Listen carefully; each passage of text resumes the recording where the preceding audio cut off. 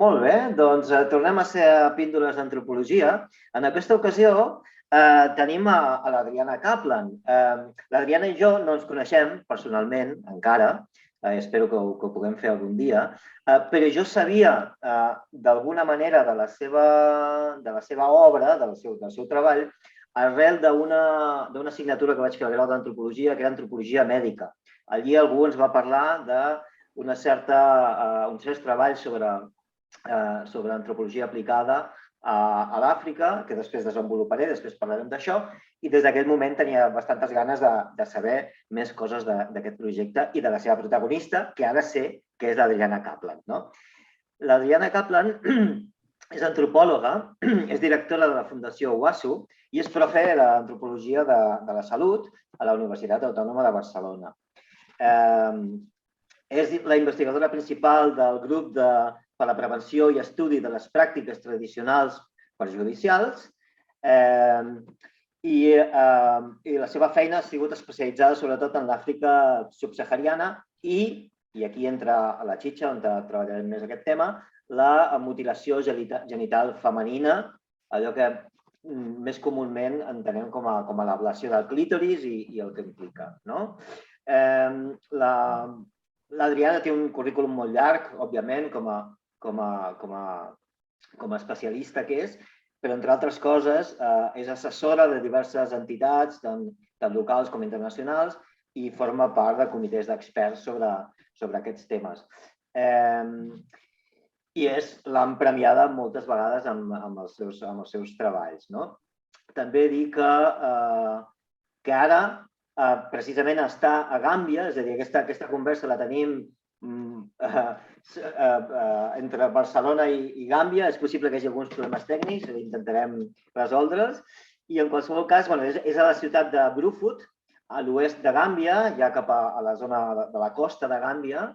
Imagino que deu ser una zona d'un delta, no sé, perquè Gàmbia és bàsicament un país que va al voltant d'un riu, que crec que és el riu Gàmbia, si no m'equivoco. I una cosa interessant és que ahir, quan parlava amb l'Adriana, per intentar preparar una miqueta aquesta entrevista, li dic, m'interessa el fet que fas antropologia aplicada, i em diu, sí, aplicada i implicada. Llavors em va semblar fantàstic, ja entrarem en això. En qualsevol cas, primer de tot, preguntar-te si aquesta explicació que he fet és correcta, si hi ha alguna cosa que vulguis afegir, i segon, digue'm què estàs fent en aquests moments a Gàmbia. Bueno, primero muchísimas gracias por la invitación y por el interés en el trabajo. Yo estoy muy orgullosa de ser antropóloga y de haber desde la antropología, desarrollado una metodología que está funcionando, que hay evidencia. ¿Qué más se puede agregar? Pues yo creo que es importante destacar que este es un proyecto estratégico para la Universidad Autónoma. Creo que es importante porque a veces la antropología queda relegada por otras ciencias y en este sentido creo que es un proyecto estratégico y que ha sido reconocido con la Cátedra de Transferencia de Conocimiento. Por tanto, ¡ole la antropología! Entonces, desde este lugar, pues, sí. Un orgullo para todas y para todos. ¿Qué estoy haciendo aquí? Pues mira, me perdí hace más de 30 años. A ver, yo inicié en el año 87, empecé el doctorado haciendo, un estudio sobre... En ese momento se estaba trabajando en España el concepto de integración, estoy hablando de los años 80, y se hablaba de 3 variables imprescindibles que medían el nivel de integración de las personas. Por un lado era la cuestión legal, ¿vale? Tener o no tener papeles, por otro lado el tema de la vivienda y otro era la cuestión laboral. Entonces a mí me parecía que como inmigrante, madre de segundas generaciones y nieta de inmigrantes, no se puede construir la identidad de una persona a partir del momento en que llega y desde elementos que están completamente fuera de tu capacidad de decidir y de tu capacidad de cambiar o negociar con la cultura que te encuentras. Porque depende de la ley de extranjería, depende del mercado de la vivienda y depende del mercado laboral. ¿vale? Entonces me parecía que desde la antropología se podía aportar otro concepto de integración desde un lugar mucho más próximo. Bueno, eran tres variables que se tenían en cuenta, pero como te digo, yo pensaba que la antropología tenía algo que decir más sobre las personas, que no nos movemos los continentes y los colores, sino las personas y las culturas. Y a partir de aquí, pues empecé a trabajar con la población senegambiana que había en ese momento en el Maresme, que era una población nueva, bueno, finales de los 70 empezaron a llegar, y me di cuenta que para saber qué es lo que había delante, había que saber qué es lo que traían detrás, es decir, un poco en esa mochila personal, que es lo que todas las personas migrantes llevamos, ¿no?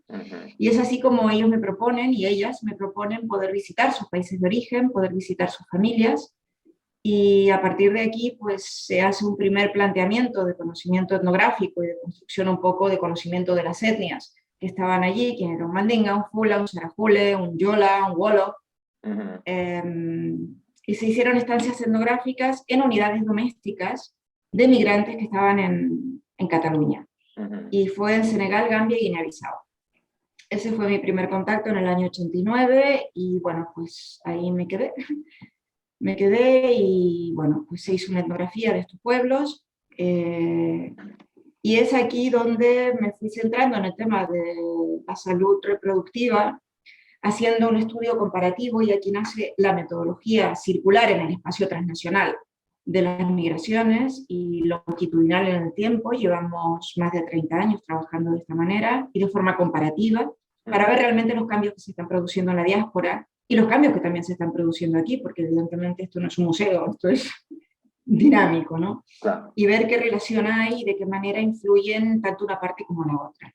Entonces, pues estuve haciendo para mi tesis un trabajo comparativo entre la planificación familiar entre las mujeres aquí en Gambia. Me uní a un proyecto de la Universidad de Harvard y del Medical Research Council, donde aprendí muchísimo, muchísimo sobre, porque se trabajaba antropología y demografía. Entonces ver un poco la parte cuantitativa, cualitativa, y siempre he trabajado desde una mixed methods, ¿sabes? Y comparando con mujeres gambianas y su acceso a la planificación familiar en Mataró. Entonces fue un trabajo precioso porque, bueno, pues veías que aquí no llegaba un 9% el número de mujeres que accedían a planificación familiar, ver por qué, cuáles eran los núcleos duros, qué pasaba, los hombres, las mujeres, las coesposas, la competencia, bueno, el mundo, ¿vale? Y lo que llevaba a que estas mujeres, pues pocas accedieran. Y quienes lo hacían escondidas de los maridos. Comparativamente, en Mataró, pues las mujeres iban acompañadas de sus maridos, que hacían un poco de traductores, se daban cuenta que la mortalidad había caído drásticamente, no había mortalidad neonatal, no morían tampoco las mujeres, y que una prole numerosa no garantizaba la reproducción de la unidad doméstica, sino que allí pues tener niños es caro, no hay todo el apoyo de la familia extensa, y por tanto negocian con elementos centrales de su cultura, como es pues la maternidad, que es un universo central en la vida de la mujer africana. Entonces un poco ahí me voy metiendo en el tema de salud y derechos sexuales y reproductivos, que es lo que me ayuda.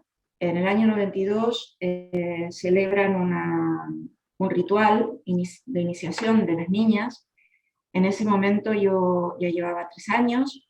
Mis hijos crecieron en Gambia, eran pequeños y participaban en iniciaciones de los niños varones, y por tanto tenía conocimiento de lo que estaba pasando en el bosque sagrado, y bueno, pero no me imaginé que existía la mutilación de las niñas. Es algo que estudias en antropología como ritos de paso, pero pensás que es algo que quedó en Van Gennep y en los ritos de paso, ¿no? De alguna forma, y en Mary Douglas, y quedó ahí atrás. Pero estaba vivo, vital, y me di cuenta que era un tema de mujeres, reivindicado por mujeres, sostenido por mujeres, ejecutado por mujeres, y que había claramente una jerarquía y una estructura muy sólida.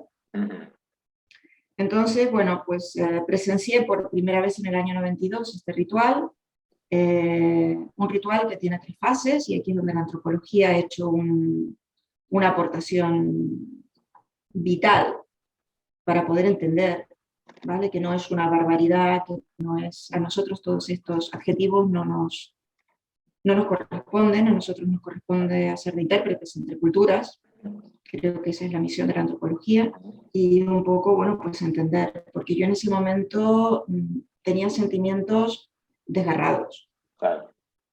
Por un lado como mujer, por un lado como madre, por otro lado veía la alegría, la algarabía, el entusiasmo, el apoyo entre las mujeres, la colaboración, estaban entusiasmadísimas, ya te informaremos, será algo precioso, lo verás, y bueno, pues hasta que, bueno, poder encajar todo eso fue necesario mucha antropología para poder entender, para no juzgar, para no culpabilizar, para poder entender y a partir de poder entender, ¿vale? Poder hacer propuestas metodológicas que fueran respetuosas, que fueran conocedoras y que fueran aceptadas y pudieran ser integradas, masticadas, ¿vale? Evaluadas por las propias mujeres y a partir de ahí pues son ellas las promotoras del cambio. Tú puedes hacer propuestas metodológicas, pero son ellas las que cambian, no eres tú.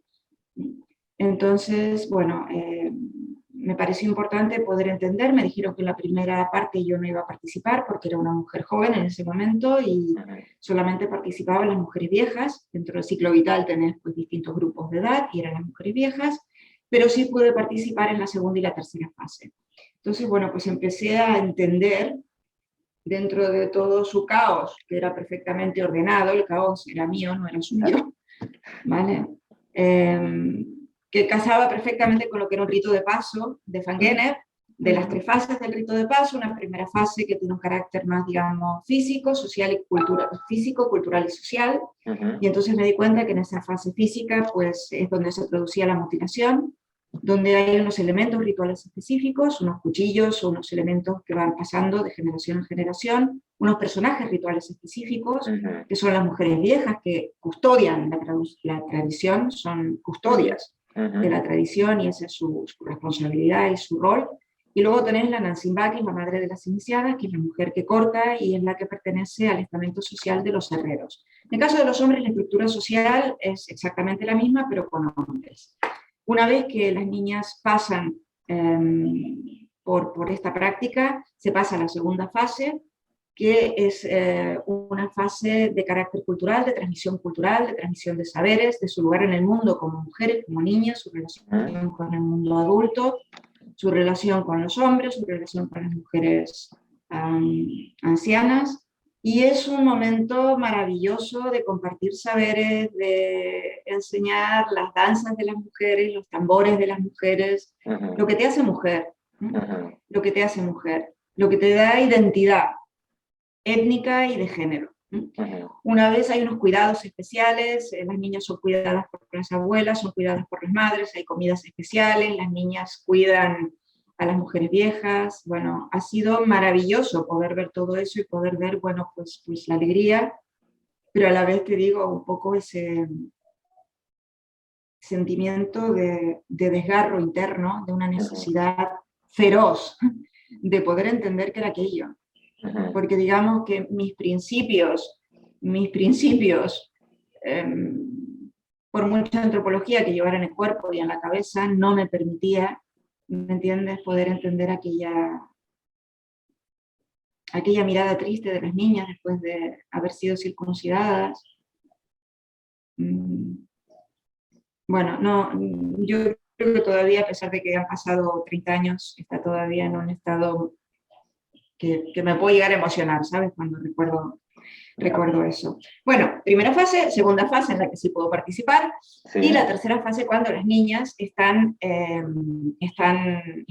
todas ya cicatrizadas, porque se pasa en grupo y se pasa a la tercera fase, que es la fase social, que es la fase de reconocimiento social, donde son reconocidas como nuevas iniciadas y que van a pasar a formar parte de la sociedad secreta de las mujeres.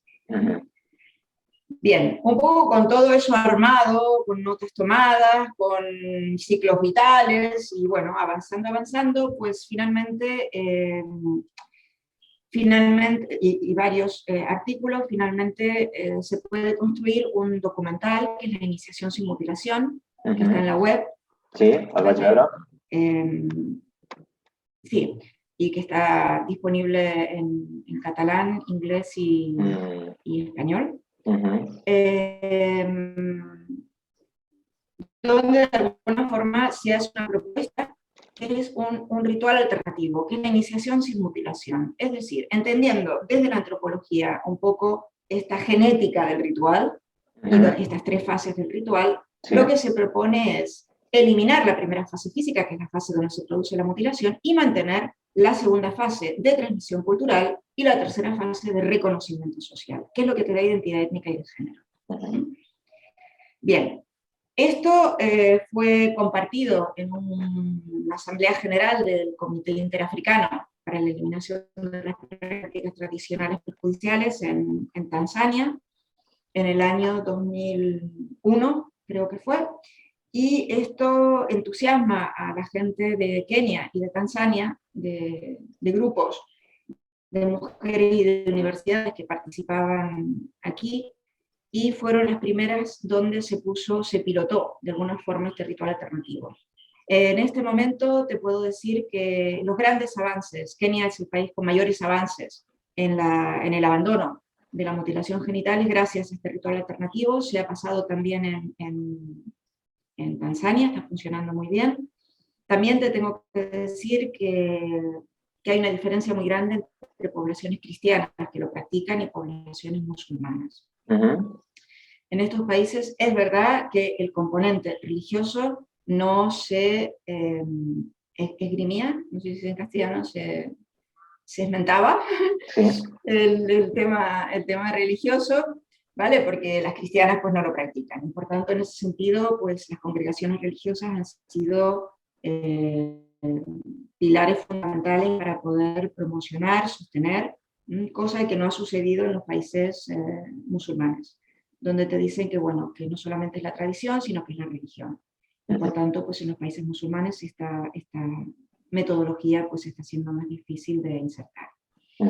¿Para qué nos ha servido esta propuesta metodológica también? Pues mira, en el año 2003 se produce un cambio en el Código Penal, donde en España se penaliza la mutilación genital femenina, específicamente en el 139.2 del Código Penal, donde se castiga a las familias a ingresos en prisión de 12 años y a las niñas ingreso en un centro de menores.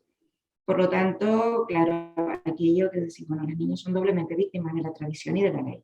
Se produce, esto fue en el mes de julio, creo, del 2003 que se hace esta modificación de la ley, y en octubre llama a un pediatra del Maresme diciendo, escolta, tinc 3 nenas que han tornat a Gàmbia y han tornat mutilades, què faig? Bueno, digo, le explico lo de la ley y le digo, pero que sepas que si denuncias, esto es lo que va a ocurrir. Claro, este hombre entró en un coma profundo, porque es un dilema profesional de primera magnitud. Y entonces le dije, bueno, espérate, son los primeros casos que se están produciendo, y se interviene con la fiscal de menores, yo le presento el caso, y bueno, pues también se da cuenta que se está revictimizando a la víctima, y entonces, bueno, pues se explica que se va a aplicar la ley orgánica del Poder Judicial, la 23, donde se puede aplicar no se aplica la extraterritorialidad, pero a partir de ese momento, a nivel parlamentario, se reformula y se incluye la mutilación genital dentro de, curiosamente en el punto G, se introduce el tema de la mutilación genital femenina dentro de la ley orgánica 23, junto con narcotráfico, secuestro de aeronaves, piratería, tráfico de personas, etc. Por tanto, esta familia quedó exenta porque se había producido fuera de España, no había esta modificación de la ley orgánica, pero una vez se modifica la ley, significa que todo residente en España o español que cometa un delito fuera del territorio español puede ser perseguido en territorio español. ¿Vale? Con lo cual ya no había, digamos, aguas por donde salir. Entonces, yo me sentí de alguna forma después de 2 años un poco empoderada, o con autoridad, o con humildad, o con, bueno, con la conciencia de que la antropología es intérprete entre culturas. y que no era la primera vez que en el año 93, no te quiero mezclar cosas, pero en el año 93 fueron los primeros casos que se conocieron en España de una mutiladora que vino aquí, que se reproducía un poco lo que estaba pasando en Francia, que traían a una mutiladora del pueblo, ¿vale? Pagaban 10.000 pesetas las familias, se ponían unas 10, 12, 15 niñas, traían la mutiladora, se reproducía la tradición con el cuchillo tradicional, la nancimba tradicional, y luego la mujer volvía. En ese momento, pues, hay dos casos, uno en Mataró, donde una niña de 9 años llega con una anemia tremenda, y cuando hacen pues una inspección ven que había una escabechina, según en sus genitales, según 3 forenses que hicieron el informe. Entonces, bueno, pues aquí hubo una mediación, un peritaje antropológico, el juez pidió un peritaje antropológico, y ahí es la primera vez que me di cuenta del poder que tiene la antropología, de esa interpretación entre culturas.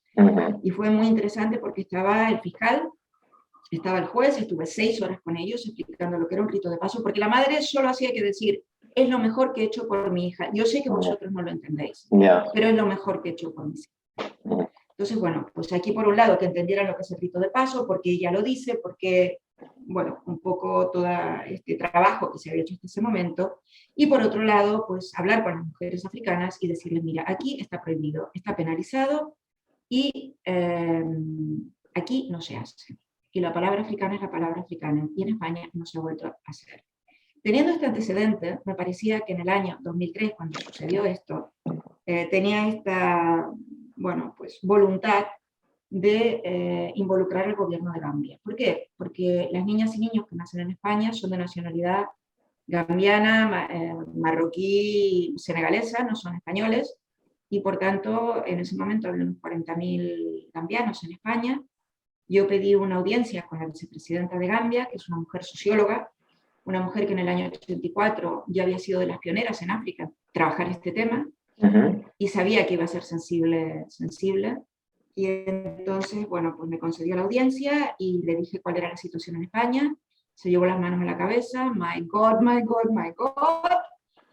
Y digo, bueno, yo le propongo si puede ver este documental, y bueno, es una propuesta que me parece respetuosa, comprensiva, y bueno, pues poder trabajar sobre el tema. Estaba prohibido hablar públicamente del tema porque había otras organizaciones que estaban trabajando sobre este tema desde una visión feminista trasnochada de Occidente. No puedes entrar en un poblado y decirle a las viejas que todo lo que hacen está mal y que son ignorantes, porque desde este lugar consigues la política de la ostra. Te agreden, te cierras. Y finalmente el gobierno prohibió hablar públicamente del tema. Bien, una semana más tarde me contacta la vicepresidenta y me dice que está visto con ojos africanos, que le parece una propuesta excelente, aceptable, y que quiere reunir a un comité que pudiera visionar el documental y pudiera, pues, bueno, como un comité de ética, ¿vale? Y estaba UNICEF, estaba Gambia Family Planning, estaba el Consejo Islámico de Población, bueno, había varias organizaciones. Entonces vieron la versión original, que era la de inglés y las que tenéis en la web, y lo único que quisieron quitar, dijeron que estaba visto con ojos africanos, que veían muy posible que esto se pudiera hacer, y lo único que quitaron son 2 referencias, 2 citas que hacen referencia al placer. ¿Vale? Una que hace un chico que dice que si pudiera escoger una mujer, escogería una mujer con feeling, y otra, una mujer que dice que cuando haces el amor te molesta. Entonces solo son estas 2 cosas las que quitaron. La vicepresidenta pidió que se tradujera en 5 lenguas locales, porque quería que se pudiera trabajar con esta metodología, y bueno, es así como también está en 5 lenguas locales. Se cortaron estas 2 pequeñas intervenciones, y bueno, pues ella pidió que se pasara por televisión y que pudiéramos trabajar en los poblados donde había, digamos, pequeños video halls, que eran cabañas, donde había, pues, bueno, pues una tele, un vídeo, te hablo del año 2003, y un generador. Eran como locales sociales donde hacían formaciones, temas de salud, medioambientales, y bueno, y poder pasar el documental y explicar y compartir con ellas y tal. En medio de todo esto, pues ella quiso que se viera por televisión y que se pasara, pues, en 5 sesiones, empezando por una en Mandinga, que es la lengua mayoritaria. Pues se pasó por televisión, yo no tengo televisión, y parece que al día siguiente las mujeres que salen en el documental fueron agredidas en el mercado. Wow. Entonces, niñas que salen en el documental, las niñas de la familia que me adoptó, pues vinieron y me dijeron que había que desaparecer, ¿vale? Que había amenazas muy serias, que las mujeres habían sido atacadas. Y bueno, pues yo recuerdo que estuve llamando a la embajada en Dakar, no contestaba nadie, las comunicaciones no son fáciles, y bueno, pues me escondí 3 días con las niñas. Carai.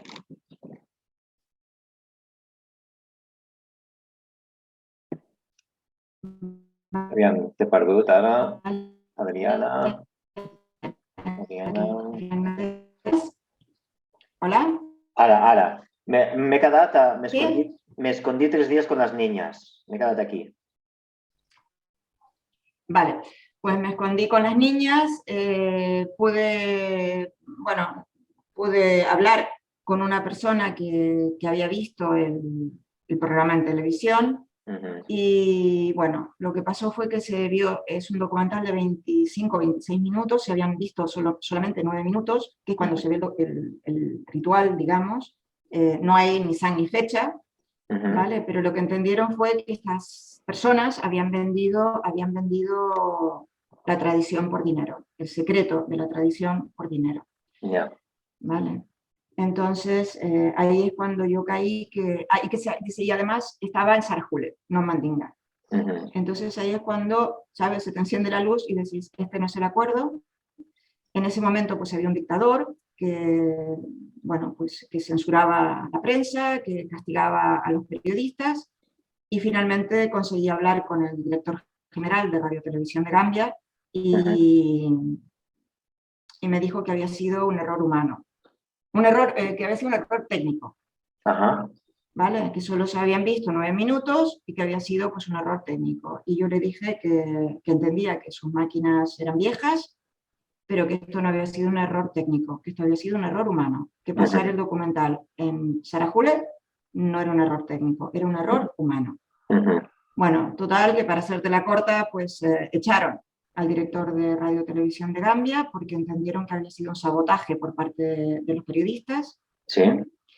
Y entonces yo volví a tener una entrevista con la vicepresidenta, le dije que no se iba a volver a pasar el documental si esto ponía en peligro la convivencia de las personas, y que yo no estaba autorizada a participar en ningún movimiento político ni de reivindicación de ningún tipo, que yo era extranjera, que era una investigadora que llevaba mucho tiempo viviendo, pero que yo no podía participar en esto, y no había sido yo partícipe de todo esto, y que respecto a ir pueblo por pueblo, con todo este tema, yo había vivido 16 años en los poblados y sabía que, bueno, que cada rato van pasando, un día te hablan de malaria, otro día te hablan de diarreas infantiles y otro día te hablan de reforestación, y la gente va a comer y a descansar y realmente pues no tiene ningún impacto. Entonces le dije que a mí me parecía que era un tema de extrema sensibilidad y que por tanto pues eso, ir de pueblo en pueblo como una feria ambulante dando un mensaje, pues que yo vivo en los pueblos y sé que no funciona,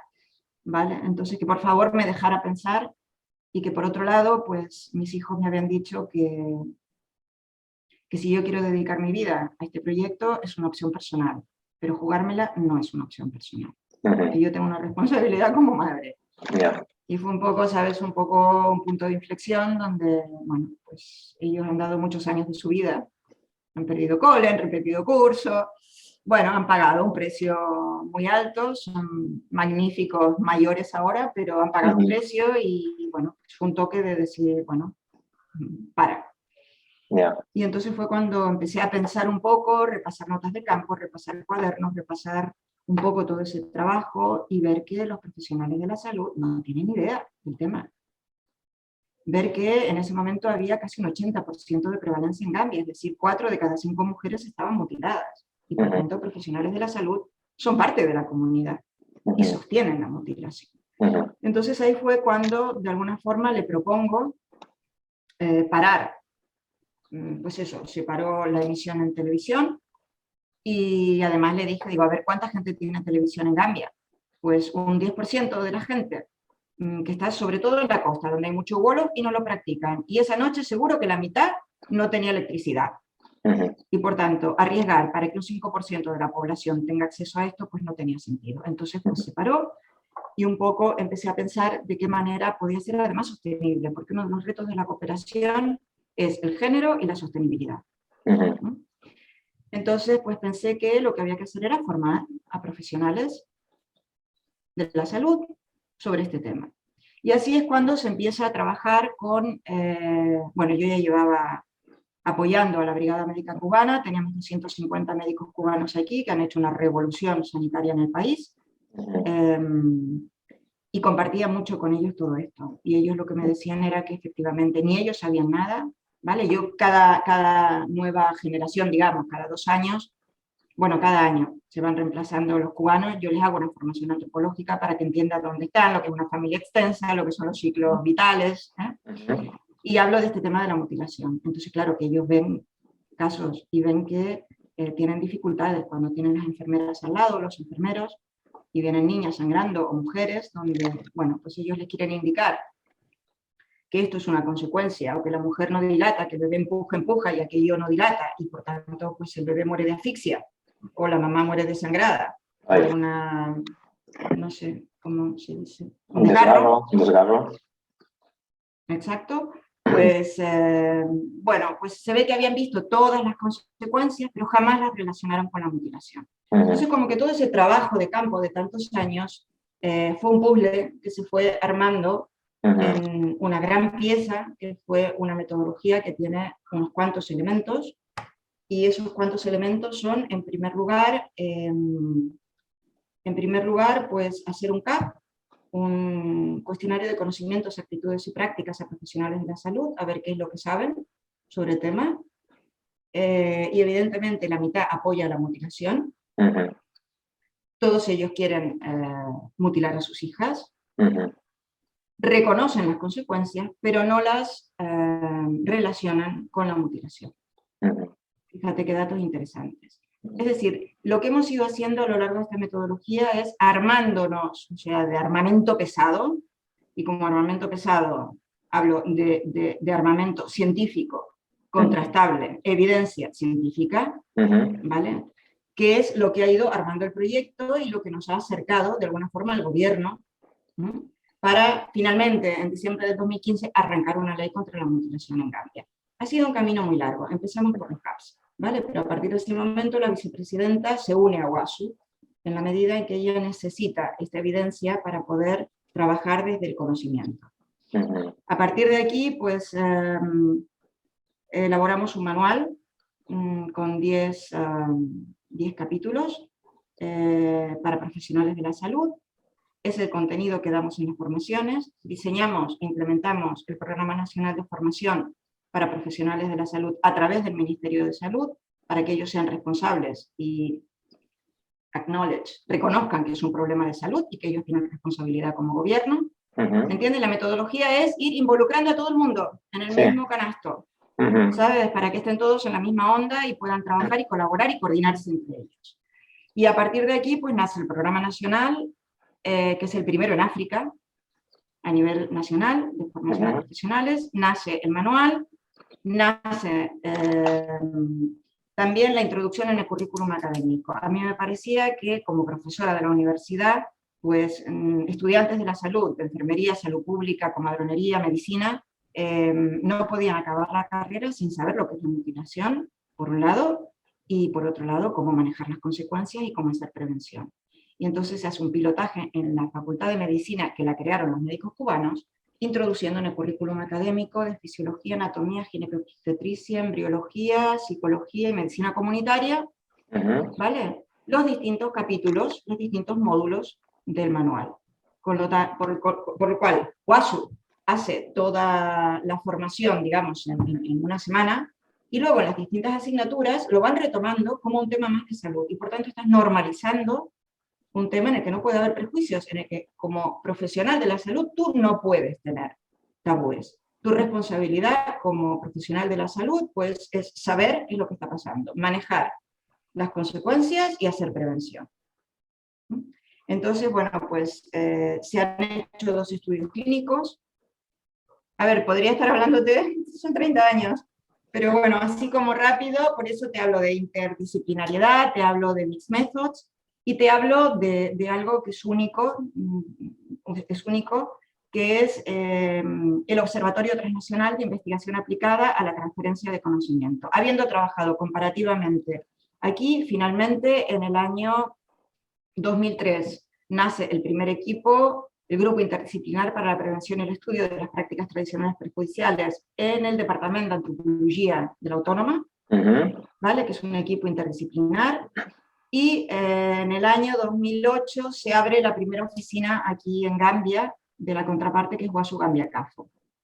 Por lo tanto, en el año 2009 me dan la cátedra de transferencia, vienen varios vicerrectores aquí a Gambia, ven el trabajo que estamos haciendo aquí, ven el trabajo que se está haciendo en España, ¿vale? Yo te he hablado de Gambia, que es lo más colorido, pero es que en España hemos hecho exactamente lo mismo, hemos hecho transferencia de conocimiento, hemos hecho diagnósticos, hemos hecho un mapa de la mutilación genital cada 4 años, lo que te permite situar en el territorio las mujeres provenientes de países donde se practica la mutilación, de cuántas mujeres hablamos y de cuántas niñas potencialmente en riesgo, para poder crear políticas públicas que se impliquen en la formación de estos profesionales de atención primaria, salud, trabajo social y educación, fundamentalmente. Vale. Entonces, básicamente, hay otro manual que está también en castellano, en catalán, hemos preparado al Instituto Català de la Salud también materiales, y bueno, pues trabajamos en todas las regiones. Hemos formado y trabajado en la mayoría de comunidades autónomas, seguimos formando, preparando diagnósticos para la delegación del gobierno para la violencia de género. Tenemos un compromiso preventivo, y aquí yo creo que este sería, digamos, la guinda, de alguna forma, de este observatorio transnacional y de esta metodología circular en ese espacio transnacional, que es un compromiso preventivo. En el año 90 y algo, yo había sido profesora de la Escuela de Trabajo Social, y luego pues es muy bonito ver tus estudiantes profesionales, ¿no? Ya en el terreno trabajando. Pues me llama una trabajadora social y me dice que tenían un problema en la Cuixel comarcal. ¿Hola? Sí, te escucho. ¿Estamos juntos? Sí. Vale. Vale, pues una familia que iba a viajar, donde ella como trabajadora social había hecho un trabajo, porque, bueno, había sido estudiante y habíamos hablado muchísimo y trabajado el tema de la mutilación, y la familia estaba convencida que no quería mutilar a las niñas, pero tenían mucho miedo de que sus mayores, ¿vale?, secuestraran a las niñas, es decir, cogen a las niñas, se las llevan al bosque y no te piden opinión ni te piden permiso. Estamos hablando de sociedades gerontocráticas donde el poder lo ostentan los ancianos y las ancianas. Y por tanto se veían incapaces de poder contradecir la autoridad de sus mayores. Entonces se hizo pues toda una reunión interesante donde estaban Serveis Socials, Escola, Sanitat, bueno, a ver cómo se podía manejar este tema. Y entonces en ese momento se me ocurrió pues escribir una carta a máquina, con sellos, con logos, una carta formal, en catalán, castellano, turco, da igual porque no leen, donde hubiera un primer párrafo que se reconociera que la niña es una niña sana, es una niña escolarizada, es una niña que está dentro del protocolo de Nanchar, y por tanto ese primer párrafo donde de alguna forma está reconociendo que los padres cuidan de esa niña y que está perfectamente integrada dentro del sistema sanitario, escolar y de servicios sociales, etcétera, etcétera. Con lo cual ya es un reconocimiento al cuidado de los padres por esa niña. Un segundo párrafo donde dice que sabemos que en tu país se practica la mutilación genital, que sepas que aquí está prohibida, que hay castigo, cárcel, bla, bla, bla, y que la niña ha tenido un chequeo general por parte de pediatría, que la niña está sana, y que se recomienda seguir la profilaxis de la malaria, se recomienda que beba agua embotellada o agua hervida para evitar gastroenteritis, y que a la vuelta del viaje pase por revisión pediátrica para ver que la niña no haya traído parásitos o lo que sea. O sea, si nos interesa la salud de la niña, la salud integral, no solamente los genitales. Sí. Y entonces, pues, funcionó, fue muy bonito porque, bueno, porque funcionó. Yo estuve en el poblado apoyándoles y, bueno, fue interesante porque mostraban la carta y decían, aquí dice que si tocáis a la niña vamos a la cárcel. Es decir, no cuestionaba la autoridad de sus mayores, sino que había otros mayores, Sí. ¿sabes? Con todo así, con sello, firma, logo, Yeah. que decía esto. Y entonces a partir de aquí, pues, claro, yo tenía que hacer una contrastación empírica, había sido solo una familia y había funcionado bien, pero era una familia fula. Bueno, a ver qué pasa con mandingas y sarajules, que tienen prevalencia casi universal del 98%. Entonces, pues, bueno, pedí a pediatras que pudieran indicarme, con el permiso de las familias, cuando viajaran aquí a Gambia, si yo les podía ir a visitar a sus poblados de origen. Entonces se hicieron 11 contrastaciones y fue, pues eso, la misma dinámica. Se sostuvieron en este compromiso preventivo, que hoy en Europa se llama pasaporte, ¿vale? Fíjate lo que ha dado la antropología de sí, pues que se llama pasaporte en Europa, donde no cuesta dinero cuando está al alcance de todo el mundo.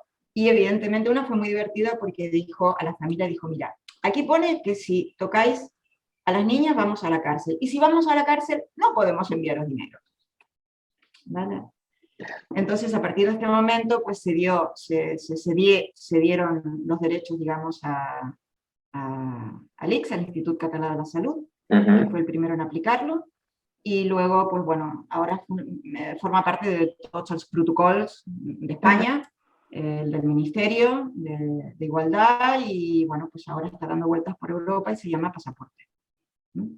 Entonces, bueno, pues esta circularidad, yo creo que esta es la guinda más bonita y el premio más bonito de poder, pues eso, inventar una herramienta desde la antropología, desde entender esa circularidad, desde entender que las mujeres y las familias que están allí no son las que están aquí, que ha habido todo un proceso de integración, un proceso de negociación, un proceso donde ellas han entendido y se han ocupado también de sus cuerpos, donde se les ha explicado que muchas de las complicaciones o de los dolores que ellas tienen o de las infecciones urinarias de repetición que tienen que ver, de los dolores durante el coito, tienen que ver con la mutilación. Es decir, a partir de que nosotras formamos a profesionales de atención primaria, ellas son capaces de poder hacer esta transferencia en cascada. Y por tanto es una metodología que baja en cascada. Para resumirte todo, ¿qué estamos haciendo en España por un lado, aquí por otro lado? Finalmente hemos trabajado con líderes religiosos. En el año 2011 nos invita a Naciones Unidas a un coloquio sobre Islam y mutilación genital. Imams, ulemas, ustas, muftis de West África se reúnen y nos piden que presentemos los estudios clínicos, que eran los únicos de la región. Fue de las cosas más feas que hice, porque estar delante de 80 señores feos y barbudos no va contigo, ¿vale? Que eres barbudo. Pero bueno, aquello que te escondes en los datos y bueno, sacamos una fatua. Una fatua es un dictamen religioso por parte de exégetas del Corán, donde dicen que si estas son las consecuencias de la mutilación, desde luego esto no forma parte del Corán y esto es antiislámico. Con lo cual volvimos con ese documento y, señora vicepresidenta, ¿qué le parece si vamos a empezar a trabajar con líderes religiosos? Y así es como ves, a partir... Es una antropología aplicada e implicada que va avanzando a medida que se van produciendo pues, estos resultados. Arrancamos una ley en el año 2015 y por lo tanto hubo que formar a parlamentarios, porque parlamentarios, algunos todavía decían, bueno, es la tradición, difícil, hasta arralat, vale, pero la ley dice esto y ustedes tienen que cumplir la ley. Y también hemos formado a jueces y magistrados. Entonces, un poco este tipo de metodología es una metodología de producción de conocimiento a través de investigación aplicada a la transferencia de conocimiento en cascada. Creo que te he resumido. No te he dejado preguntarme. Bueno, no passa res, no passa res. No t'he tallat, bueno, en teoria les píndoles d'antropologia són de 20 minuts com a molt.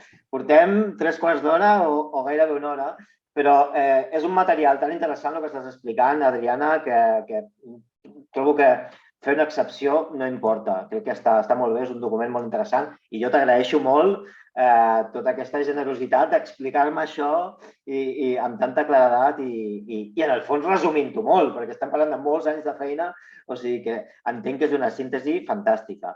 Però sí que és veritat que no sé si tècnicament tenim molta més estona perquè hi ha una limitació en el Zoom i sí que m'agradaria tocar un tema concret que m'agradaria que m'aclarissis, no? Fins aquí ha quedat tot claríssim, s'entén molt bé tot el procés d'implicació, de treball conjunt, d'assaig i error i tot això. Hi ha una cosa que encara em sembla molt enigmàtica i és que com és possible dissenyar un ritual o una part del ritual substitutori i que funcioni. És a dir, sí, entenc tota la feina exterior que expliques que has fet, però com pot ser que una cosa que té tant d'arrelament cultural, social, arribi un moment en què s'accepti una substitució de la primera part, entenc, no? Que és la part de la motivació. Per ja saber com has arribat aquí i quin és l'èxit que ha tingut, perquè imagino que en alguns llocs haurà funcionat i en altres haurà funcionat d'aquella manera o potser durant un cert temps, no? És a dir, què s'ha fet per substituir això? Quina és la cosa que substitueix? Si és sempre la mateixa o són coses diferents? I com s'ha produït aquesta màgia, no? No es magia, te aseguro que no es magia. A ver, creo que el impacto que ha tenido fue el conocimiento de las consecuencias. Vale. No descubrimos nosotros las consecuencias. O sea, la OMS hace muchísimos años que está trabajando con el tema, Naciones Unidas, o sea, no es un descubrimiento nuestro. Pero sí que fue muy importante poder conocer muy de primera mano cuáles son las consecuencias y poder exponerlas, donde las mujeres se sientan identificadas con lo que tú estás diciendo. Eso fue fundamental. No le hables de derechos humanos. ¿Es un tema de derechos humanos? Sí, pero no le hables de derechos humanos cuando no tienen agua potable. ¿Me entiendes? Trabajar entre la pobreza es difícil. Es difícil. Tienen otras prioridades. Les pica un mosquito y se mueren. ¿Me entiendes? Sí, sí. Entonces, pues la magia fue poder acertar, digamos, en la forma en que se exponía, no culpabilizando a la cultura, sino una exposición sobre algo en lo que ellas se podían identificar. Dificultades en los partos, una mortalidad materno-infantil altísima, de las más altas de África, desgarros, ¿vale? Infecciones urinarias de repetición, unos dolores menstruales que están en cama, ¿sabes? Y luego, pues eso, muchas dificultades a la hora de tener relaciones sexuales. Dolor, sangrados. Y a partir de aquí, que no te lo he dicho, pero que es muy interesante, hemos empezado a trabajar con los hombres.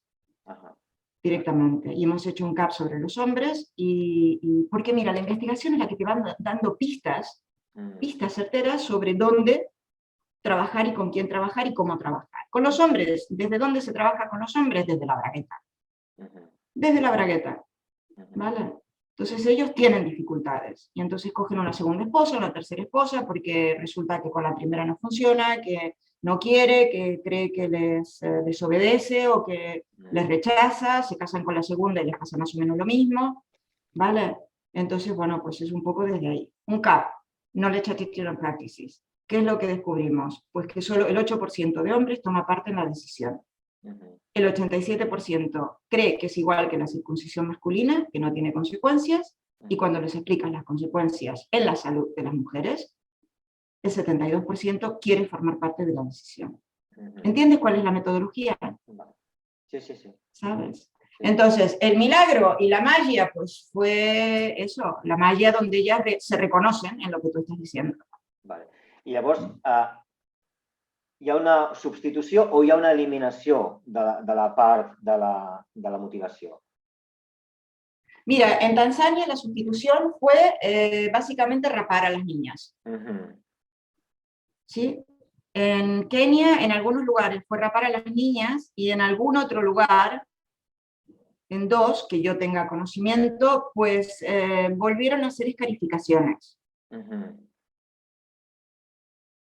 Claro, la sustitución o no sustitución, ¿me entiendes? Y en algún otro lugar directamente lo han abandonado. Directamente lo han abandonado. Vale. ¿sabes? Entonces depende de cada uno de ellos. Nosotros podemos hacer la propuesta metodológica, pero de nuevo son ellas las que cambian y las que eligen sustituir o no sustituir. ¿Vale? Lo que sería interesante cuando sea viejecita, o alguien, me gustaría, dentro de la antropología de la salud, que trabaje el tema del dolor. ¿Vale? Porque de alguna forma la primera fase, y las mujeres somos significadas por la sangre y el dolor. Fíjate, los partos, por ejemplo, la virginidad. Hay sangre, hay dolor, ¿sí? Que pudiera ver cómo todo eso desaparece, porque cortarte el pelo no es sangre y no hay dolor. Entonces, ¿qué pasa con esos significantes tan importantes, tan simbólicos, tan identitarios? ¿Sabes? Esto yo creo que sería pues, muy interesante ver cómo todo esto cambia. Entonces, de alguna forma, pues mira, lo lanzo. Si alguien desde la antropología lo quiere trabajar en una tesis, yo estaría feliz de poder acompañar. Genial. No sé si te he contestado. Sí, m'has contestat. Com a mínim, dos opcions, no? La tallada de cabells, que van triar en un lloc, i l'escarificació. Em sembla molt lògic i em sembla fantàstic que en alguns llocs simplement hagi desaparegut la pràctica. És genial. Bueno, tot el que sigui atenuar-ho és fantàstic. Adriana, jo crec que, mira, aprofitem que has fet ara una crida perquè per algú que investigui el tema de dolor i amb aquesta perspectiva també de gènere, jo ho deixaria aquí. No sé si hi ha alguna cosa que tu vulguis afegir, alguna crida, algun anunci que vulguis fer, alguna cosa que estiguis fent en aquests moments o alguna cosa. Ara és el teu moment, és el quid pro quo de Píndoles d'Antropologia i després ja acomiadem l'entrevista, si et sembla. Vale, te agradezco este espacio. A ver, que la gente pueda acceder a la web, yo creo que es muy importante que se vea el trabajo, sobre todo, pues eso, están todas las publicaciones científicas, los materiales se pueden descargar, documentales, vale. Publicaciones, está todo ahí, que es la https:// sí. mgf de mutilación genital femenina .uab, Universidad Autónoma de Barcelona .cat. Perfecto. ¿Vale? Esa sería la web. Y luego, pues, a mí no me gusta pedirlo porque parece que los antropólogos, las antropólogas somos aristócratas. Fondos. Necesitamos recursos para poder seguir trabajando. Es una carrera de fondo. Si cuando yo llegué aquí había un 80% de prevalencia entre mujeres de 15 a 49 años, en este momento la prevalencia de niñas es del 27%. Wow. Por tanto, creo que es impactante, que hay que seguir trabajando y necesitamos recursos. En este momento todo es COVID, y nos estamos olvidando que no podemos bajar la guardia. Entonces, pues eso, tus mecenas, poder tener nosotros también mecenas, ya nos explicarás cómo lo has hecho. Vale, y enhorabuena por tu programa, enhorabuena por poder difundir la antropología desde este lugar. Gràcies a tu i moltíssimes gràcies per la feina, la dedicació tan bèstia que has fet a una cosa tan delicada i tan dura per entrar-li. No et preocupis, jo posaré la pàgina web de WASU aquí baix i tots els enllaços que tu em diguis formaran part d'aquest document. I et desitjo el millor, que segueixis fent aquesta bona feina i seguim en contacte. Inshallah, muchísimas gracias. Inshallah, vinga, que vagi bé, salut. Espera que vol. Adiós. Adéu.